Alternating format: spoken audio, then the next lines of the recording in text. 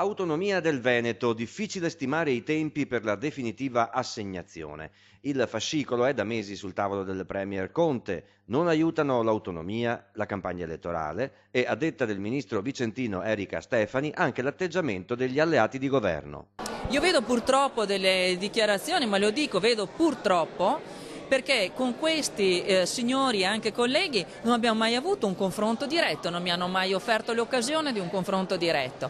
Io ho una proposta che è giacente sui tavoli del Presidente Conte ormai da mesi e dove vi sono dei nodi politici che sono stati sciolti. Vedo che se ne tratta più sui giornali che non sui tavoli del Consiglio dei Ministri. Che mi venga detto che se ci sono delle perplessità, almeno che mi si dica qual è la proposta alternativa. Il tempo passa e del decreto legge sulle autonomie regionali nelle aule di governo e Parlamento non si parla. Lo si fa invece fuori dalle aule, dice la Stefani, in modo inutile e dannoso.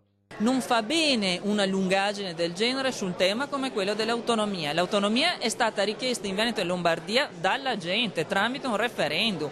È stata richiesta poi da regioni, moltissime regioni.